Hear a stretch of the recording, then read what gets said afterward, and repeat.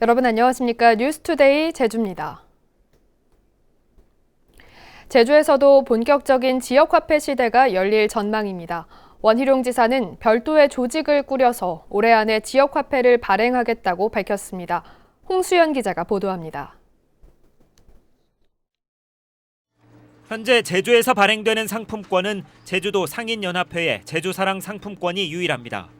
하지만 사용처가 한정되고 온라인에서는 사용할 수 없어 새로운 지역화폐 도입 필요성이 제기되었습니다. 더불어민주당 문종태 의원은 전국 지방자치단체의 80%가 지역화폐를 발행하고 있다며 모바일 결제 등이 가능한 새로운 상품권 정책이 필요하다고 지적했습니다. 5,600개, 전체 15%만이 이제 가맹점이 등록이 돼 있거든요. 이 두목을 좀 넓혀야 되거든요. 이에 대해 원희룡 지사는 올해 안에 도입하겠다면서 발행 준비 전략팀을 직접 챙기겠다고 밝혔습니다. 전국에서 가장 발달한 그런 형태를 연구해서 가급적 올해 내로 도입하도록 하겠습니다. 제2공항 문제도 도마에 올랐습니다. 정의당 고은실 의원은 현재의 제주공항을 증설해 연간 4,500만 명을 처리할 수 있다는 보고서 내용을 검증해 제2공항 계획을 재검토해야 한다고 지적했고, 원 지사는 명확한 이론이 뒷받침되지 않는 한 수용하기 어렵다고 밝혔습니다. 지사께서 직접 정부에 타당성 결과에 대한 검증을 요구하거나 제주가 직접 나서서 검증하는 것에 대한 입장을 밝혀주시기 바랍니다.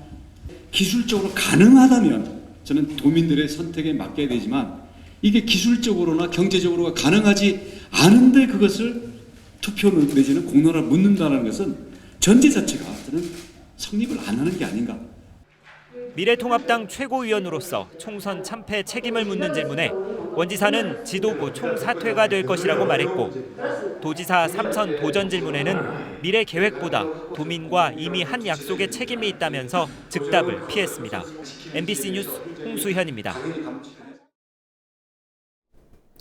제2공항을 건설하는 과정에서 7만 8천여 톤의 건축 폐기물이 발생할 것이라는 연구 결과가 나왔습니다.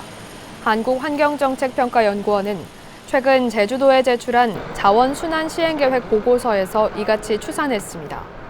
이는 3층짜리 건물 1,500채를 지을 때 나오는 양과 맞먹는 규모로 폐 콘크리트와 아스콘, 목재와 합성수지 등이 발생할 것으로 보입니다. 160억 원의 누적 적자를 낸 제주관광공사의 시내 면세점이 개장한 지 4년 만에 결국 철수됩니다. 황금알을 낳는 거위라는 큰 기대감에 출발했던 시내 면세점 사업은 엄청난 빚만 남긴 채 실패로 끝났습니다. 박주연 기자입니다. 면세점 진열장이 텅 비었습니다. 제주관광공사가 2016년부터 운영해온 시내 면세점으로 매출 부진에 문을 닫기로 한 겁니다. 사드 사태에 이용객이 크게 준 데다 수수료로 중국 보따리상을 유치하는 대기업과 달리 마케팅에도 한계를 보이면서 한 해 발생 적자만 40억 원. 제주관광공사가 4년 동안 운영해온 시내 면세점의 누적 적자금이 160억 원에 달했습니다. 결국 지난해 12월 이사회에서 사업 종료를 결정한 뒤 재고 상품 처리와 시내 면세점 특허 반납을 마무리하고 오는 29일 완전 철수합니다. 면세점은 규모의 경제가 이루어져야 되는데 저희들이 하기에는 브랜드라든가 이런 부분들도 사실 부족한 부분이 있고 또 자금력이 또 그만큼 크지도 못하는 가운데서 이제 한계점을 사실 저희들이 보였다고 생각을 하고요. 관광공사 시내 면세점은 중문단지 롯데호텔 제주에서 문을 열었지만 매출 부진에 2년 전 제주 신화월드로 이전했습니다. 하지만 매출은 나아지지 않았고 신화월드 사업자인 남정 측이 이전 조건으로 제시한 공사비 100억 원도 아직 받지 못했습니다. 해결하지 못했을 경우에 제주관광공사가 입는 타격, 그리고 제주도민들이 부정적인 시각은 더욱 팽배해질 것이고 그 책임론 또한 강해질 것이라고 생각을 합니다. 관광공사가 제주 국제컨벤션센터에 운영 중인 지정 면세점 역시 매출이 감소 추세여서 제주관광공사의 경영 능력이 도마에 오르게 됐습니다. MBC 뉴스 박주연입니다. 원희룡 지사는 이달 말 시작되는 황금 연휴에 코로나19 증상이 있는 사람은 제주 방문을 자제해달라고 당부했습니다. 원 지사는 기자회견에서 코로나19 치료제와 백신이 나오기 전까지 방역을 풀고 안심할 수 없다며 증상이 있는 사람은 제주 방문을 자제해주고 증상을 숨기는 경우에는 모든 행정적, 법적 책임을 묻겠다고 강조했습니다.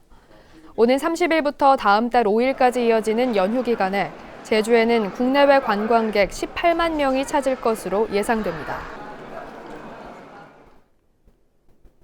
환경 파괴 논란 때문에 1년 가까이 중단되고 있는 비자림로 확장 공사를 제주도가 다음 달부터 재개하기로 했는데요. 도로 폭을 줄이라는 환경청의 검토 의견을 무시해 논란이 일고 있습니다. 조인호 기자가 보도합니다.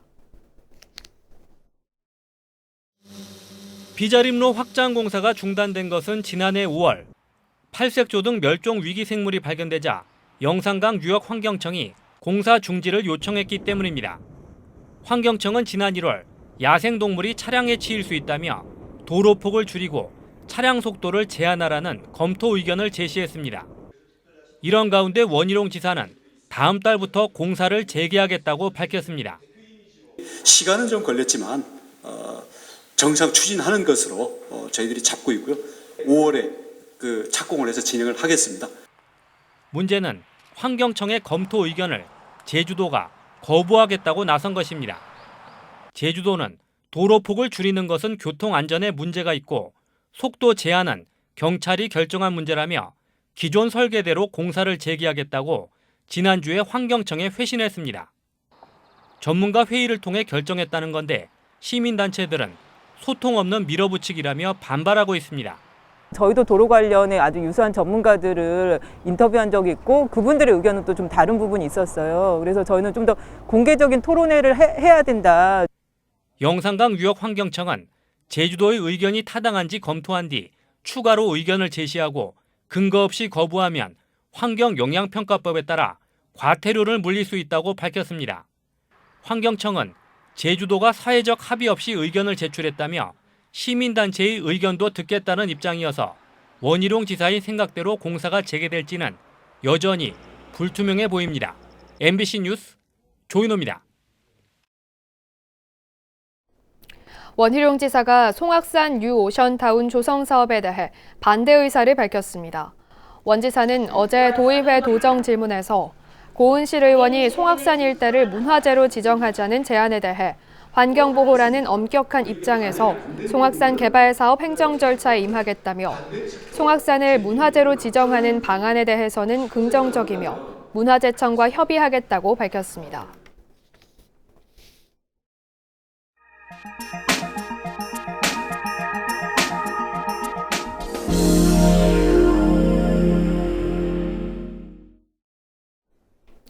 이맘때면 전국의 배 주산지마다 인공수분할 인력이 부족해 어려움을 겪는데 올해는 특히 코로나19로 일손 구하는 게 정말 하늘의 별 따기라는 소식 전해드렸는데요.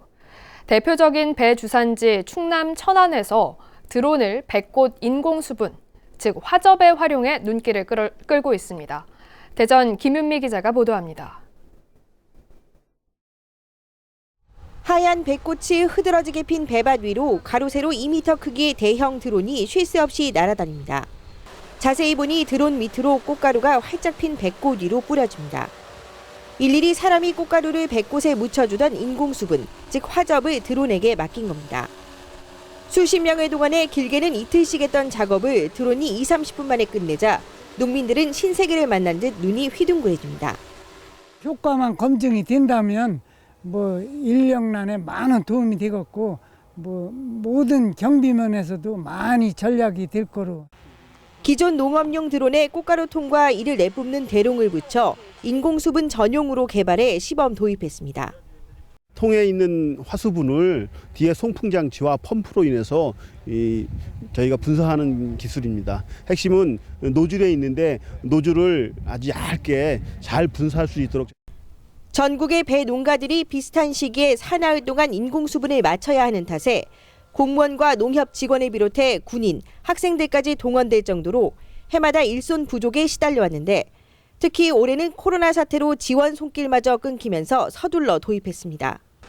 사람 손길이 닿을 때와 비슷한 효과가 나타나면 천안시와 농협이 드론을 구입해 내년부터 본격 활용할 계획입니다.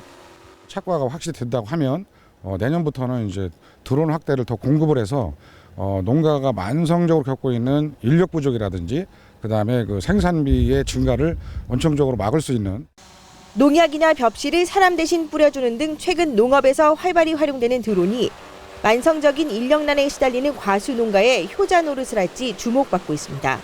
MBC 뉴스 김유미입니다.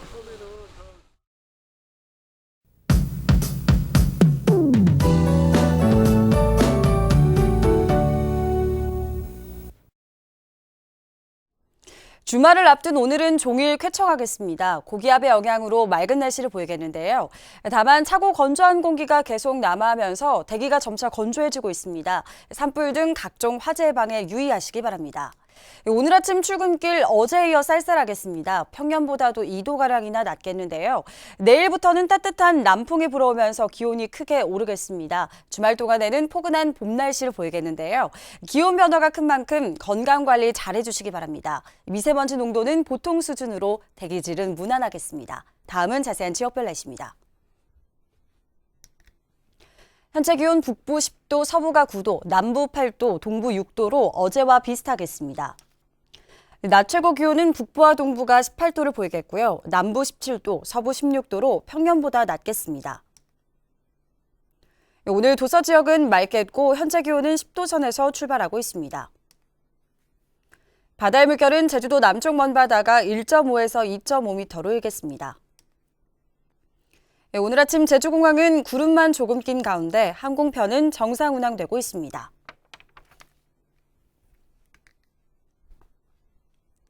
주간 날씨입니다. 이번 주말 맑고 포근하겠고요. 당분간 비 소식은 없겠습니다. 날씨였습니다. 중산간 지역에서 음식물 쓰레기가 무더기로 발견돼 자치경찰이 수사에 착수했습니다.